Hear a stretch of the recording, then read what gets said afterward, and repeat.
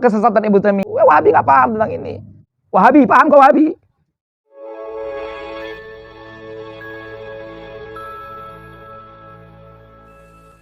Alhamdulillahi Rabbil Alamin wa afdalus salati wa atamu taslim ala sayyidil awwalin wal akhirin sayyidil khalqi ajma'in sayyidina wa habibina wa syafi'ina wa maulana Muhammadin wa ala alihi wa sahbihi ajma'in wa ba'd. fa in qulta walakinni a'taqidu anna al-'alama qadimun la awwala lahu wa min thamma fa huwa ghairu makhluqin hatta nabahatha lahu an khaliqin wa hatta naj'ala lahu wa hatta naj'ala min wujudihi ay al-alami dalilna alayhi ay ala Allah azza wa jalla. Aqul inna hadha alladhi ta'taqiduhu ya aw ghala fil butlan mimman yaqulu inna fi makhluqatillahi ma yasuddu an syuhudillahi wal imani bihi. ذلك لأن أوضحنا من قبل أن هذه الموجودات هي أضعف من أن توجد نفسها إذن فوجودها متوقف على موجد فإن قلت هي سلسلة مخلوقات دائمة يتولد بعضها من بعد قلنا هذا مثل قولك إن الصفر ولدت قيمته من الصفر الذي ila yasarihi wasifu thalith kadhalik wa hakadha ila ma la nihayata fa in kana fil uqala man yu'minu bi anna majmu'ata malayin al asfar allati la nihayata laha tawaladat qimatu kullin minha minas sifr alladhi yalihi wa hakadha fa innahu qad yujadu fi haula'i al uqala man yusaddiqu bi anna hadhil mawjudati allati la yaqdir kullun minha ayyujida nafsahu innama sarat fiha al-qudratu ala dhalik mururan min kulli mawjudin minha ila al-mawjudil akhar alladhi tafarra'a anhu. La atasawwaru, kita habiskan, la atasawwaru anna fil uqala man ya'taqidu aw yu'minu bi ayyin min hatainil khurafataini. Idzan falnuraddid ma'a al-Imam Ibnu Athaillah As-Sakandari radhiyallahu anhu arda qaulahu kaifa yatasawwar atau yutasawwar ayahjubahu syai' wa huwa dhahiru qabla wujudi kulli syai'. Jika Anda komentar dari keterangan kita yang lalu, apa keterangan kita yang lalu, bahwasanya Allah lebih dulu ada sebelum apapun, kan? Kaifa yatasawwar ayahjubahu syai'un wa huwa dhahirun qabla kulli syai', kan itu kan? Ya, itu kan? Wa huwa dhahirun qabla kulli syai', itu kan? Itu matannya kan? Betul? Ha? Wa huwa dhahir, betul. Wa huwa dhahiru qabla wujudi kulli syai'. Jadi jika Anda komentar seperti ini, walakinni a'taqid, aku yakin begini, bahwasanya alam ini memang qadim tanpa ada awal permulaannya. Nah, ya pendapat Ibnu Taimiyah kemarin. Nah, akan tetapi aku yakin alam ini qadim tanpa awal, tanpa permulaan, enggak ada awal dan bidayahnya. Enggak ada awal dan bidayah permulaannya. Wa min thamma, oleh karena itu dia bukan makhluk. Sehingga kita bersusah payah mencari siapa kholiknya, nggak perlu, orang dia kodim. Nah, cuman Anda kata aku meyakini kekidaman alam nih, cuman kira-kira. Anda kira kalau gitu gimana kira-kira? Itu kata Syekh Buti, fa in qulta, jika Anda komen, aku meyakini alam ini kodim tanpa awal dan permulaan. Oleh karena itu statusnya bukan makhluk, sehingga kita sibuk-sibuk nyari siapa penciptanya. Dan sibuk pula menjadikan dari keberadaannya itu, keberadaan alam ini, bukti atas adanya yang menjadikannya tadi, Allah Ta'ala. Gak perlu sibuk begitu kita. Apa sibuk-sibuk begitu? Kita rubah sekarang. Keyakinan kita alam ini kodim. Macam mana kalau gitu kira-kira? Nih? Ya kan? Nah, kemana? Bagaimana? Mana? Akul, kata saya putih. Aku tanggapi, kata Syekh Buti. Inna hadzal ladzi ta'taqiduhu aw ghala fil butlan mimman yaqulu inna fi makhluqatillah ma yasuddu an syuhudillah wal imani bihi. Yang Anda ucapkan ini, yang Anda yakini ini, yang Anda pahami ini, ya, itu lebih lebih sesat lagi kebatilannya.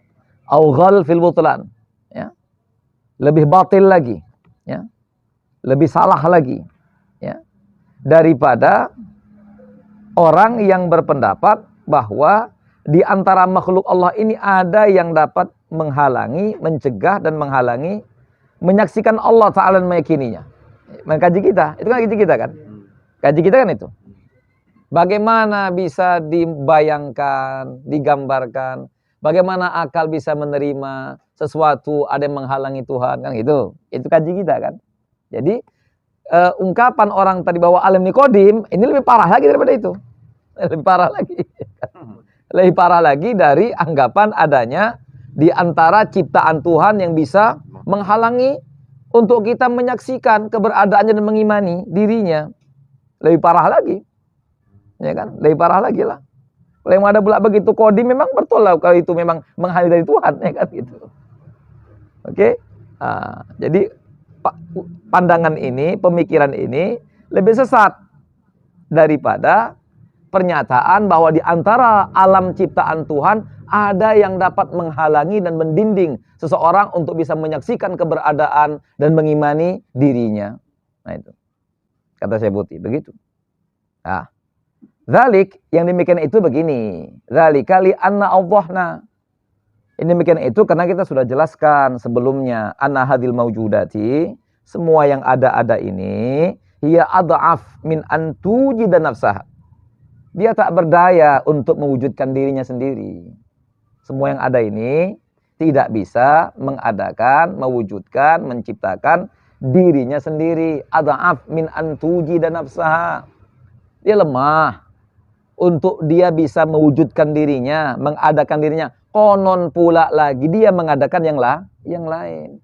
Untuk mengadakan dirinya pun dia nggak bisa. Konon lagi bisa muncul pula yang lain dari dia. Nah, itu. Paham kira-kira? Nah, itu kan dijelaskan sebelumnya. Bahwa semua yang ada ini lemah, tak berdaya untuk dia bisa mewujudkan dirinya. Lalu apa mungkin dia mewujudkan yang lain dari dirinya? Dirinya pun tak terwujudkannya. Bagaimana bisa mewujudkan yang lain dari dia pula? Kan begitu. Nah, dianggap dialah nanti jadi sumber sesuatu yang ada, kan begitu. Enggak begitu. Idzan, dengan demikian, fawujuduha mutawaqifun ala mujidin.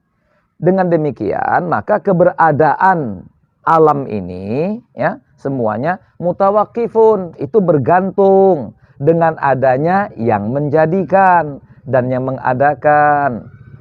Fa in qulta, jika kau komen begini lagi, hiya silsilatun makhluqatin daimatin yaltadum ba'duha min ba'din. Nah, enggak, ini begini, dia betul dia makhluk, tapi dia ini rangkaian daripada makhluk, ya, mata rantai, rangkaian mata rantai makhluk yang terus menerus, enggak ada putusnya. Ya, tasalsul, saling memunculkan yang lain. Nah, ya tawaldu minha, ya tawaldu ba'duha min ba'din. Nah, saling mewujudkan begitu. A dari B, B dari C, C dari begitulah seterusnya. Tanpa ada akhir.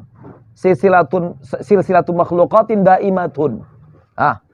Mata rantai, rangkaian mata rantai, keberadaan makhluk ciptaan tanpa ada akhir. Daimah, selama-lamanya, begitu. Kekal, begitu. Daimah, terus begitu.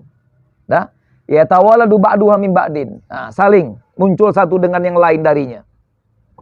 A memunculkan B, memunculkan C, itulah. A dari B, B dari C, C dari D. Daimah, selamanya begitu. Nah, kalau begitu gimana kira-kira? Kulna, kami komentari, kata Syekh Buti. Hadza mithlu qaulika, ini yang kau ucapkan ini mirip macam begini juga contohnya.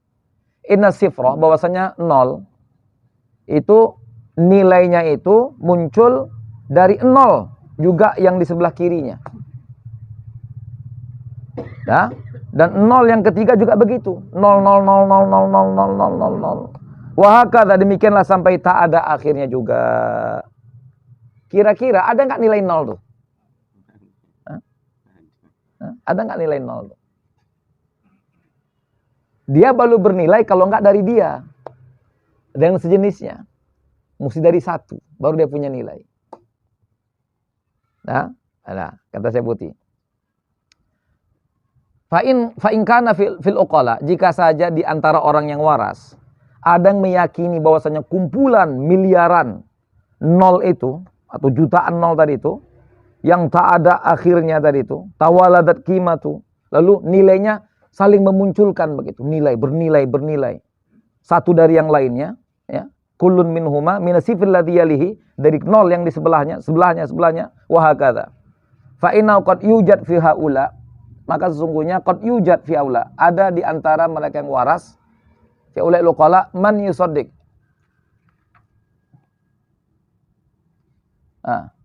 Fa inna qad yujad, ada di antara orang waras yang meyakini bahwasanya maujudat ini layak dir kullun minha ayyarsa, tak mampu, tak bisa tiap-tiap makhluk ini, ya, tak bisa kullun minha ayyarsa menjadikan dirinya. Udah, inna masarat fihal kudro, melainkan ada kudrat, ya, yang berlaku kepadanya. Sarat fihal kudro ala dzalika mururan min kulli maujudin, melintas dari setiap yang ada darinya kepada yang ada berikutnya. Alladzi tafaru anhu, yang muncul darinya. Mungkin kira-kira dia nggak ada kecuali dengan ada yang sebelumnya, Kang itu. Dia nggak ada kecuali diadakan dari yang sebelumnya nggak ada juga, kecuali yang ada sebelumnya nggak ada juga. Begitu semuanya, nol semuanya. Kira-kira mana dia yang kudroh yang bisa mewujudkan itu? Nggak ada, nol. Kan begitu. Mungkin kira-kira tadi nol, nol itu punya nilai. Ketika disandarkan tadi nol yang lain, miliaran nol, ada nilainya kira-kira? Nggak ada. Dia baru bernilai kalau andai kata disandarkan kepada yang bukan 0, 1, 2, baru bernilai dia. Kalau kan 0 juga nggak ada nilainya. Begitu juga lah tadi, ya kan? Semua yang ada ini nggak bisa mewujudkan dirinya. Apapun yang ada ini nggak bisa mewujudkan. Kok tiba-tiba ketika disandarkan kepada yang lain kok bisa mewujudkan diri? Dari mana kekuatannya datang? Macam 0 juga tadi itu. Yang nggak ada nilainya, 0. Kumpulan 0 ada nilainya. Kumpulan tak mampu jadi mampu, gitu kira-kira. Mungkin kira-kira. Wala atasawwaru fi anna fil uqala, aku tak mampu bayangkan ada di antara orang waras yang meyakini dan mengimani tentang dua contoh khurafatain ini. Contoh apa? Khurafat itu yang tak sesuai dengan fakta, logika. Itu khurafat. Dengan dua contoh khurafat ini. 0, kumpulan 0 bisa bernilai, kumpulan yang tak bisa menjadikannya bisa menjadikan yang lain pula. Mungkin kira-kira kumpulan 0 bisa punya nilai. Kumpulan yang tak berdaya menciptakan dirinya bisa menciptakan yang lain. Mungkin kira-kira. Ya kan? Kalau gitu, kalau mustahil, idzan, kata saya putih, fal nuraddid ma'abni ata'illah as-Sakandari radhiyallahu anhu qaulahu. Jika demikian, mari kita ulang-ulangi bersama Sayyidil Imam Ibnu Athaillah Sakandari ungkapan dan ucapan mutiara hikmahnya, kaifa yatasawwaru ayahjubahu syai'un wa huwa dhahir qabla wujudi kulli syai'. Habis. Nah itu. Ayo kita ulang-ulang kembali pernyataan Sayyidil Imam As-Sakandari, bagaimana ya sesuatu itu ya dapat dibayangkan, diterima dengan akal sehat, dapat menghijab diri Tuhan, sementara Tuhan yang zahir sebelum segala sesuatunya, Tuhan yang nyata tampak sebelum segala sesuatunya. Asal aneh lah, bisa dihijab pula Tuhan. Atau dengan terjemah yang sederhana, mustahil, ya kan? Dianggap sesuatu bisa menghijab diri Tuhan, sementara dia yang tampak zahir nyata sebelum segala sesuatu yang ada. Ya kan? Wallahu a'lam. Dah selesai. Siapa mau komen? Silakan sebelum kita masuk ke paragraf berikutnya. Kaifa yutasawwar ayahjubahu syai'un wa huwa azhar lagi min kulli syai'. Bukan lagi zahir. Bukan lagi zahir fi kulli syai', zahir bi kulli syai', zahir li kulli syai', zahir qabla kulli syai'. Ini wa azhar min kulli syai'. Lebih tampak dan nyata dari apapun yang ada. Ada yang mau komentar ini paragraf tadi itu? Atau yang kita baca ke belakang selama ini. Nah. Kan ini penting. Fadal. Assalamualaikum. Qadim. Tuhan. Iya, Tuhan itu qadim, itu dia. Tuhan qadim. Selain Tuhan baharu. Nah, itu aja. Tuhan qadim, selain Tuhan baharu itulah. Iya. Itu ajanya. Qadim dan baharu. Tuhan qadim, selain Tuhan baharu. Arti qadim ada tanpa awal dan permulaan. Arti baharu ada awal dan permulaan adanya. Arti qadim adanya tidak didahului oleh tiada. Sementara baharu adanya semua diawali ketiadaan. Nah, selesai. Yang qadim pastinya pencipta. Yang baharu pastinya ciptaan. Udah selesai. Masalahnya lagi. Oh, Ibnu Taimiyah ikut orang sesat. Orang sesat diikuti. Iya. Yang berpendapat selain masih ada juga yang berpendapat kayak Gus Baha atau apa. Gimana tuh?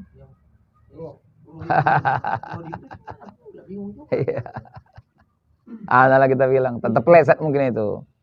Terpeleset lisannya. Bilangkan ruh itu qadim. Itulah anak kita bilang. Kalau meninggal pas masih ilah. Dia dua saja, kok nggak qadim baharu ya. Punya sampai banyak kali rumus.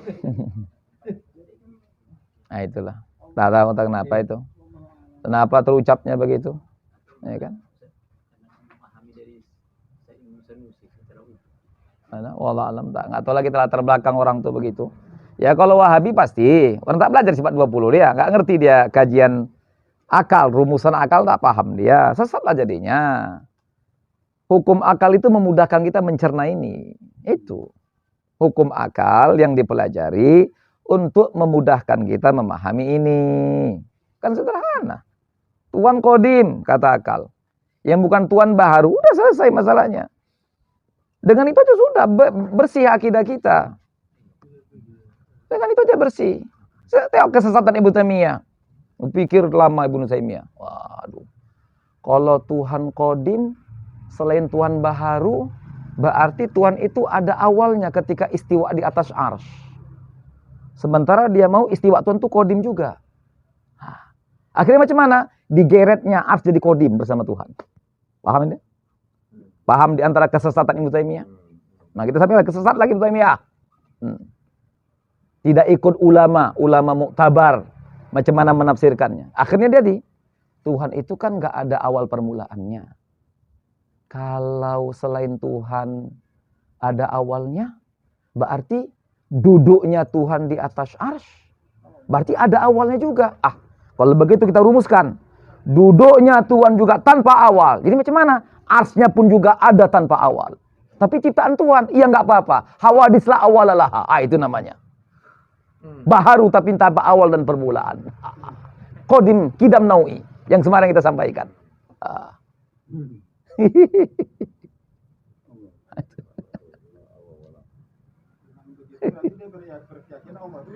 Iya. Iya, itulah makanya. Qiyamul hawadis bidzatillah kata ulama. Pendapat Ibnu Taimiyah memposisikan Tuhan berlaku hawadis pada dirinya. Dia bergerak, dia berubah, ya kan? Dulunya tidak duduk, berikutnya duduk. Kenapa? Karena arsy baharu. Kan begitu. Ya kan? Berarti istiwanya Tuhan pada arsy baharu. Sebelum ada arsy tidak istiwa pada arsy, kemudian istiwa pada arsy, kan begitu. Karena di mana istiwa itu adalah mendiaminya, meninggalinya. berada menempatinya. Itu maknanya. Oke. Nah, gitulah sesatnya.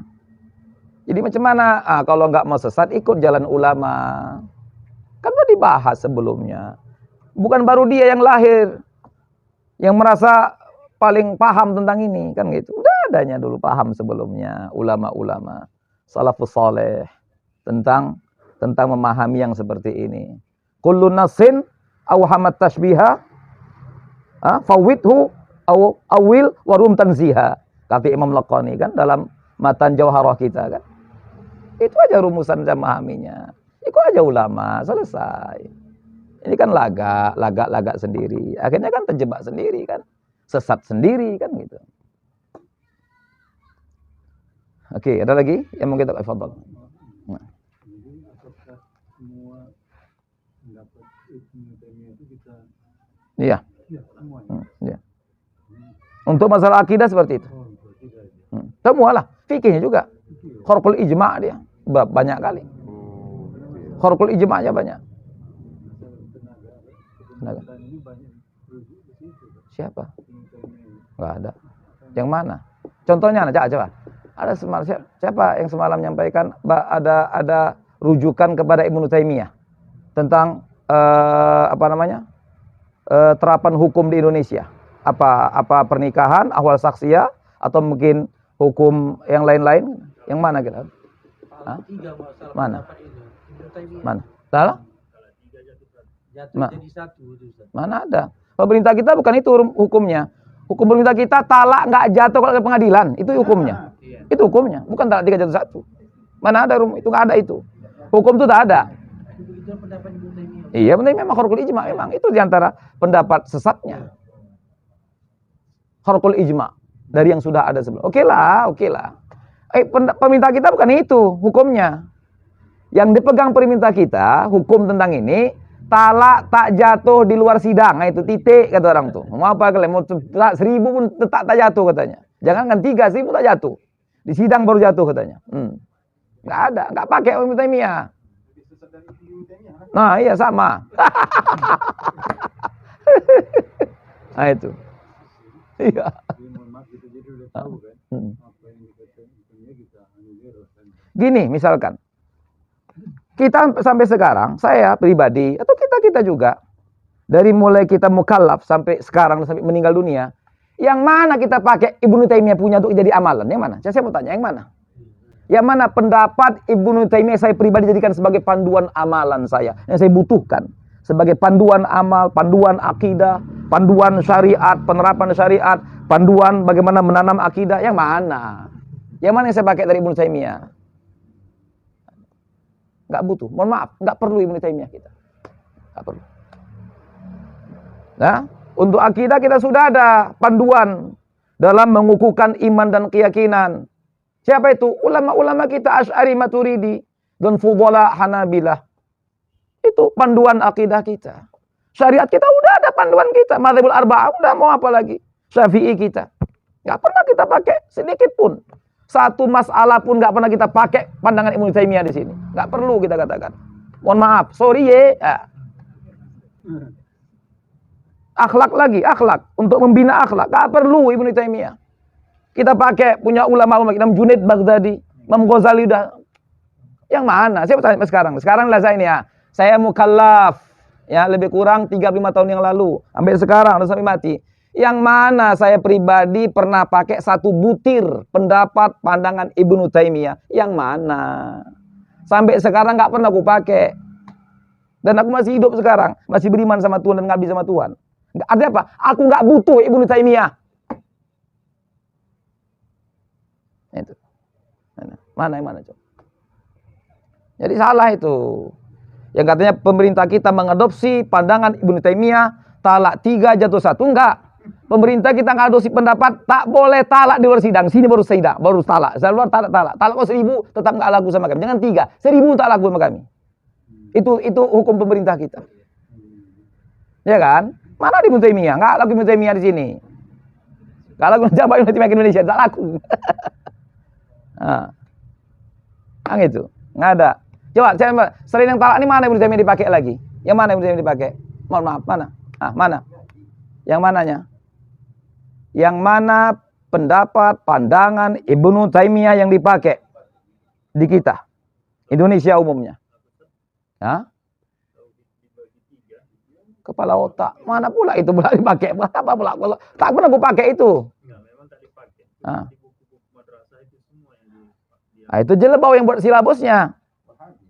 Telabus Wabil yang buat silabusnya itu. Mana pula begitu? Kalau kita Ahlus Sunnah wal Jamaah, apa Ahlus Sunnah wal Jamaah? Jauh sebelum Ibnu Taimiyah ada.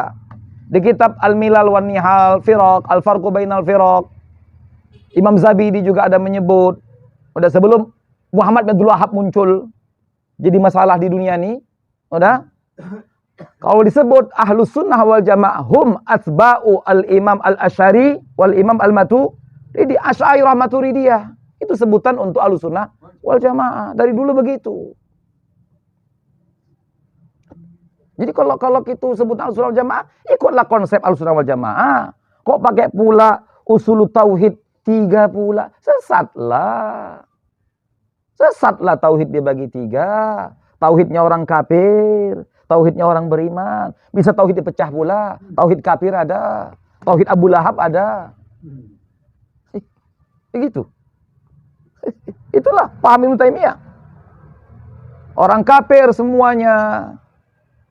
Bahkan udah otomatis kata Ibnu Taimiyah dan Abdul Wahhab, Ibnu Abdul Wahhab dan Wahabi semua sedunia ini, bahwa siapapun umat manusia, entah apa latar belakang, pemahaman, akidah, pandangan, hidup dan sebagainya, semuanya katanya yakin Tuhan itu ada katanya.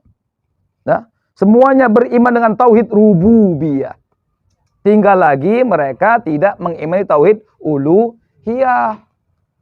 Dan gagal paham menurut Wahabi, versinya Wahabi tentang tauhid asma dan sifat. Itulah. Itu rumusan, itu kandungan dasar rumusan tauhid dibagi 3. Paham? Hah? Semua umat manusia beriman kepada Tuhan dengan tauhid rububiyah. Hanya saja mereka belum mengimani Tuhan sebagai dalam tauhid uluhiyahnya. Dan umat manusia gagal paham tentang tauhid asma dan sifat. Maka Wahabi datang ke dunia nih untuk meluruskan itu semua. Paham sini? Itu. Hah? Karena orang itu bilang begini kan, sifat 20 itu kan hasil pemikiran dari Imam Asy'ari. Jadi yang rububiyah, uluhiyah, asma wa sifat ini pun hasil pemikiran juga dari ulama kami gitu. Iya. Iya. Jadi ini hasil pemikiran, ini pun hasil Iya. pemikiran sama. Iya, sama. Tapi hasilnya salah. Iya, bukan apa-apa, hasilnya salah. Pemikiran kita dari mana? Pemikiran kita dibangun dari arahan semua firman Tuhan dalam Al-Quran. Setiap lembar ayat mengajak kita untuk merumuskan 20 sifat tadi. Dari mana? Inna fi khalqis samawati wal ardi wa ikhtilafil laili wan nahar la ayatil afala tatafakkarun afala taqilun afala yanzurun ilal ibili kaifa khuliqat. Itu ngajak ngapain Tuhan itu? Dari semua ayat yang seperti itu. Setiap lembar ayat ada begitu, setiap lembar Quran ada begitu umumnya. Itu ngajak ngapain itu? Ngajak ngapain? Ngajak berpikir. Kan begitu. Ngajak berpikir bahwa semua ini ciptaan. Paham? Paham? Kalau ini ciptaan, tidak mungkin ada dengan sendirinya, kata akal tadi. Itu Tuhan nyuruh begitu. Tuhan nyuruh begitu. Tuhan membangun konsep bagaimana akan menetapkan ini. Dari ayat-ayat tadi itu. Ini bukan tanpa nas. Memang dia rumusan akal, tapi tuntunan nas. Nas memerintahkan untuk buat itu. Nas merintahkan akal untuk mengambil langkah-langkah itu. Bukan rumusan artinya duga-dugaan, asumsi, bukan begitu. Wahabi nggak paham tentang ini. Jadi rumusan akal itu tuntutan dari ayat. Iyalah jadi tapi Tuhan nyuruh. Kau tengoklah kata ayat. Ku tengok Tuhan kata akal. Lu kata akal, Tuhan ini kan ciptaan ini. Kenapa ciptaan? Ku tengok berubah-berubah dia. Berarti dia baharu. baharu Tuhan tak bisa dengan sendirinya. Bagus kata Tuhan. Itulah maksud dengan firmanku tadi itu. Itu maksud itu. Rumusan itulah kata Tuhan. Paham? Paham ini? Paham? Paham? Itulah maksud itu. Jadi kalau begitu apa itu kesimpulannya? Coba kau simpulkan Kal, kata Tuhan. Kal, simpulkan dulu. Setelah kau jalankan perintahku tadi. Ginilah Tuhan. Alam ini ku tengok baharu. Kalau baharu tidak mungkin ada dengan sendirinya. Inilah gaji kita nih dari awal. Berarti macam mana? Apa yang kau dapatkan Kal dari itu Kal? Nah, coba kau jelaskan Kal. Begini Tuhan, kurumuskan bahwa karena baharu itu dia tidak ada dengan sendirinya, pasti ada yang menjadikannya. Dan yang menjadikannya nggak mungkin baharu lah Tuhan. Bagus Kal, paten rumusan kau kata Tuhan. Gitu. Ini macam mana lagi Kal? Kalau gitu gini Tuhan. Aku tetapkan yang menjadikan baru ini dia kodim. Dia ada dan dia kodim. Bagus kata Tuhan. Rumusan kau tepat. Sesuai dengan konsep. Diterima Tuhan pertimbangan akal tadi. Terus mungkinkah yang menjadikan alam ini juga nanti, okelah dia ada. Karena buktinya ada alam. Dia juga tanpa awal, karena alamnya ada awal. Gak mungkin yang menjadikan alam ada awalnya juga. Nanti kalau begitu, perlu juga Tuhan yang menjadikan, ada juga menjadikannya nanti. Kan begitu kan? Nah, berarti apa kata akal? Tuhan mesti kodim. Oke, cantik Kal kata Tuhan. Nah, ya pakai bahasa Medan ini. Nah. Mungkin gak kira-kira Tuhan yang ada ini Kal, yang kodim ini Kal, dia hancur binasa di kemudian hari? Mana mungkin Tuhan? Pasti bakok dia. Paten, cantik kata Tuhan. Cantik kata Tuhan. Bakok, paten. Kira-kira menurut kau Kal, mungkin gak ada yang sama macam Tuhan di antara cipta? Mana mungkin Tuhan? Mukhalafah Tuhan. Ini rumusan siapa nih? Atas topangan siapa? Atas tuntunan siapa? Tuntunan wahyu. Itu. Tunggu dulu. Ini Wahabi mau diajari, Wahabi mau diajari lewat YouTube. Wahabi Salafi mau diajari lewat YouTube ini. Dah. Lalu akal lagi. Tuhan lagi nanya, Kal, kira-kiralah untuk menguatkan kembali pernyataan tadi dengan rumusan-rumusan pasti, ya, kau telah mengambil bimbingan dari wahyu. Oke. Mungkin gak kira-kira Tuhan itu tidak berdiri sendiri? Maksudnya dia semata-mata sifat dan ada yang menjadikan sebelumnya. Mana mungkin? Kan kodim tadi kita bilang Tuhan. Kodim. Jadi dia pasti qiyam binafsihi. Oke, cantik kata Tuhan. Kalau begitu terakhir nih Kal. Mungkin gak kira-kira Tuhan yang begitu tuh kodim, dia bako, dia mukhalafah nih ya, Kal ya. Tadi kita bilang kan, sepakat kita mukhalafah dia. Kira-kira mungkin gak ada duanya yang begini? Oh mana mungkin Tuhan? Pasti esa dia. Wahdaniyah, selesai. 6 sifat. Nah, yang mana lagi? Akal tambah lagi. Beginilah Tuhan. Nah, aku udah bijak ini kata akal sekarang. Udah bijak aku dengan tuntunan wahyu. Aku udah bijak dalam memahami semua fenomena alam ini. Apa itu? Alam ini ada seperti ini, membuktikan adanya kudrat pada Tuhan yang tadi kodim, bako, mukhalafah, wahdan dan seterusnya. Karena alam tak mungkin ada tanpa kudrat Tuhan. Kudrat Tuhan yang mewujudkan alam ini. Cantik kata Tuhan. Paten rumusanmu Kal. Cocok kau dibimbing dengan wahyu. Memang itu aku ciptakan kau memang untuk itu kata Tuhan. Kudrat. Lalu mungkinkah kudrat Tuhan itu dengan kuasa dia menciptakan, tapi dia nggak sadar nyiptakannya? Ya kok terjadi pula ini? Mungkin gitu kira-kira Kal? Mana mungkin Tuhan? Mana? Pastilah ada irodah. Kudrat itu bekerja dengan irodahnya. Nggak mungkin. Pasti ada kehendak padamu Tuhan. Kehendakmu mewujudkan ini Tuhan. Kuasa dan kehendakmu. Cantik kata Tuhan. Lalu Kal? Mungkin Tuhan bodoh. Kata. Mana pula mungkin. Tuhan bodoh berarti nggak tahu apa yang dikehendakinya. Kalau kita jangan, pasti Tuhan punya ilmu. Kata Kal. Cantik Kal. Paten udah. Ada kudrat, ada irodat, ada ilmu pada Tuhan. Kenapa? Wahyu nuntun seperti itu. Wahyu yang nuntun akal untuk meyakini seperti itu. Ini Kal ya. Kau bilang tadi ada kan? Ada. Tanpa awal Tuhan. Tanpa akhir. Kekal abadi. Qiyam binafsi. Mukhalafah, wahdaniyah, kudratnya ada nih, alam nih bukti kudrat. Irodat Tuhan menciptakannya, bukan terkejut Tuhan menciptakannya. Kok ada pula? Bukan begitu Tuhan menciptakan alam nih. Iroda dengan kehendaknya, seperti kita hendak minum. Hendak minum gini nih. Ini hendak namanya nih. Hendak minum. Bebas artinya dia mau buat macam mana. Paham Wahabi? Nah, udah. Kemudian mungkin kalau kira-kira kudratnya nyata, irodatnya pasti, ilmunya luas. Karena Tuhan nggak mungkin menghendaki dia nggak tahu. Tuhan nggak mungkin menghendaki dia nggak ngerti dan tahu. Mana mungkin? Pasti tahu Tuhan apa yang dikehendaki. Cuma sayangnya gini Kal. Dia Tuhan ini berkuasa, berkehendak, dan juga ilmunya luas, meliputi segala-galanya. Tapi sayang Kal, Tuhannya mati. Ya bisa kira-kira.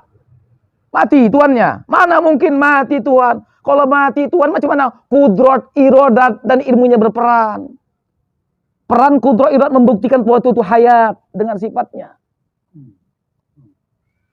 Kutanya Wahabi yang mana lagi? Yang mana lagi coba? Paham rumusan ini? Rumusan akal ini? Siapa yang nuntun akal untuk merumuskan ini? Wahyu yang menuntunnya. Ini sifat 20. Beda sama rububiyah, uluhiyah, asma dan sifat, berselema. Mana buktinya? Ibnu Taimiyah, Ibnu Abdul Wahab, Wahabi mengatakan orang kafir bertauhid rububiyah. Itu selemanya tuh. Wahabi, paham kau Wahabi? Sama Wahabi, orang kafir bertauhid rububiyah sama Tuhan. Kalau bertauhid rububiyah, ngapain ditanya tentang itu di akhirat nanti waktu di alam barzakh? Apa pertanyaan malaikat di alam barzakh? Apa pertanyaannya? Bukan pastikan dulu, man rabbuka atau man ilahuka? Pastikan dulu. Karena kok man rabbuka itu pertanyaan sia-sia. Karena semua orang kafir pun tahu Tuhan itu Tuhan, Rob itu Tuhan. Ngapain ditanya tahsilul hasil? Di dunia dah tahu dia. Ya tahu semuanya kan, tapi tadi katanya semua umat manusia yang kafir-kafirnya semuanya beriman kepada Tuhan, tapi imannya tauhid rububiyah. Itu aja. Ini cuman yang rumusannya nih. Rumusan juga ini, tapi rumusannya nih dangkal, rapuh dan batil. Ini rumusannya. Nampak? Dah, udah Wahabi, udah paham kira-kira? Nah, itu. Oke.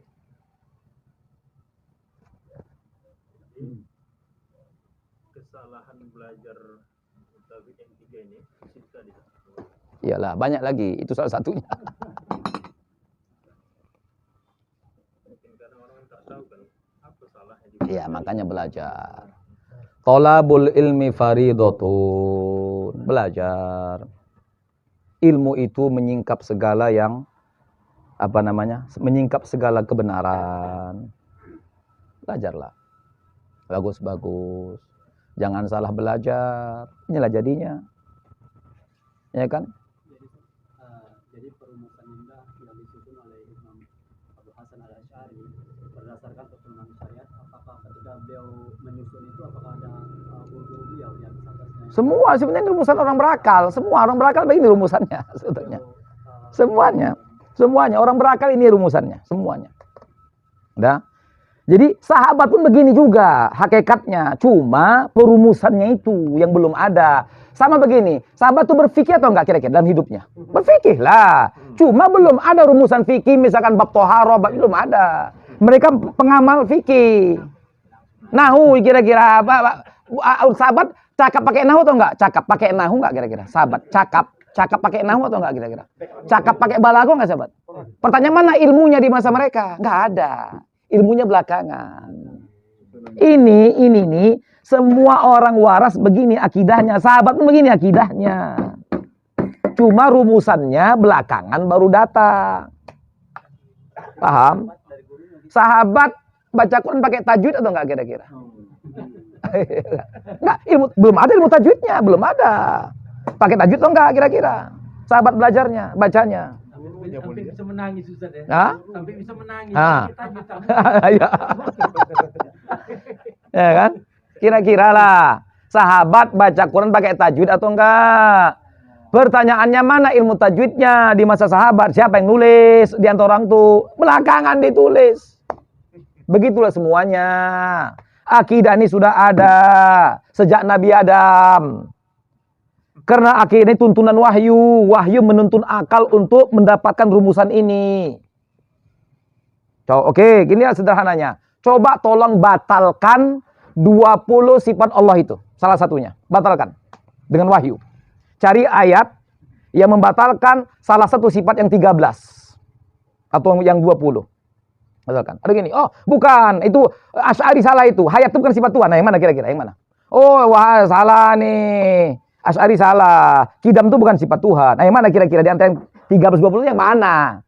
Yang salah dan harus dibatalkan dengan ayat. Yang mana? Sama hadis lagi. Mana lah? Mana nas syar'i yang batalkan salah satu 20 sifat Allah itu. Yang mana kira-kira? Kalau dibatalkan salah satu yang 13 dibatal atau yang 20 dibatalkan, artinya Tuhan nggak begitu. Tuhan nggak jadi Tuhan bahasanya. Paham itu? Paham kajian nih? Ini bukan cece nih. Nggak dilantik jadi Tuhan. Iya lah, misalkan.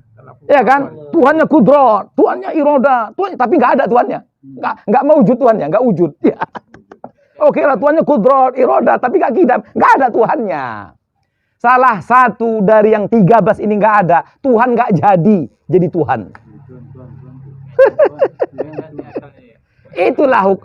Inilah rumusan akal tuh, wahai Wahabi, yang supaya kalian tahu. Ini dia sebenarnya. Kajian sifat dulu ini. Keselarasan hubungan antara akal dan wahyu. Bantahlah. Mana wahyu Tuhan yang membantah ini 20 sifat ini? Mana wahyu Tuhan? Atau sekaligus semuanya, mana wahyu Tuhan yang membantah 50 butir akidah yang dibangun pada iman Ahlus Sunnah wal Jamaah, Asy'ari Maturidi? Mana? Lebih kurang lah. Nanti mau dipakai sifat namanya ada tambahan lagi, tapi maknanya sama, hakikatnya penjelasannya sama maksudnya. Nah, yang mana kira-kira? Sifat idrok namanya. Nah, yang mana kira-kira? Sama, maksudnya sama kalau dijelaskan. Sama. Ada kan? Betul kan? Artinya apa itu? Rumusan-rumusan akal semua berdasarkan tuntunan wahyu. Beda sama tauhid rububiyah, uluhiyah, asma dan sifat berselema. Assalamualaikum.